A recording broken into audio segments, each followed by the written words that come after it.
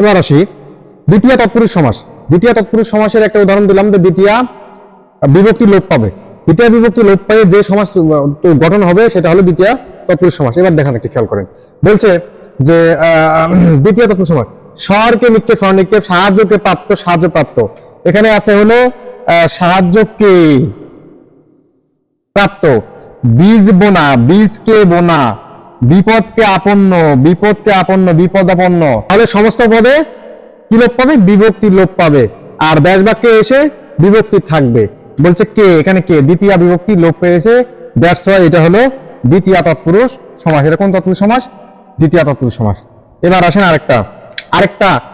একটা ট্রিক্স দেই, যে ট্রিক্সটা মনে রাখলে তৎপুরুষ সমাস কখনো ভুলবেন না। দ্বিতীয় তৎপুরুষ সমাস, দ্বিতীয় তৎপুরুষ সমাস মনে রাখার, ধরে রাখার, চেনার স্পেশাল নিয়ম, হ্যাঁ, সেটা হলো সমস্ত পদে যদি চির থাকে, সমস্ত পদে যদি কি থাকে?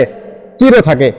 সমস্ত পদে যদি চির থাকে, চিন্তা ছাড়াই চোখ বন্ধ করে এভাবে চোখ বন্ধ করে দাগাবেন যে সেটা হলো দ্বিতীয় তৎপুরুষ সমাস। কথা বুঝতে পারছেন কিনা? সমস্ত পদে যদি চির থাকে তাহলে সেটা কোন তৎপুরুষ সমাস হবে?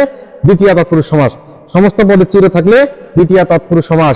চির সুখী, চির সুখী, চিরকাল ব্যাপিয়ে সুখী, চিরকাল ব্যাপিয়ে যে সুখী থাকে, সুখে থাকে, সেটাই হলো চির সুখী। বলছে চিরকুমার, যে কখনো বিয়ে করবে না, কুমার থাকবে, চিরকাল ব্যাপিয়ে কুমার, চির আছে। এখানে কি আছে ভাইয়া? মার্কার করে চির আছে, চির আছে। দ্যাটস ওয়াই কোন তৎপুরুষ সমাস? দ্বিতীয় তৎপুরুষ সমাস। চির থাকে দ্বিতীয় তৎপুরুষ সমাস। চির দুঃখী, চিরকাল ব্যাপিয়ে দুঃখী, দীর্ঘস্থায়ী, দীর্ঘকাল ব্যাপিয়ে স্থায়ী।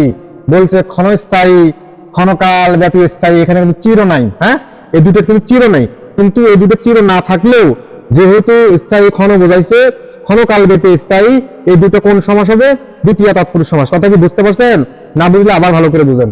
তাহলে বলছে ক্ষণস্থায়ী, ক্ষণকাল ব্যাপী স্থায়ী, চির বসন্তের দিনে, চিরকাল ব্যাপী বসন্ত। এগুলো যদি সমস্ত পদে যদি চির থাকে, সমস্ত পদে যদি চির থাকে, তাহলে সেটা হবে দ্বিতীয় তৎপুরুষ সমাস। চোখ বন্ধ করে উত্তর দিতে হবে। কথা কি ঠিক কিনা? অবশ্যই ঠিক। এবার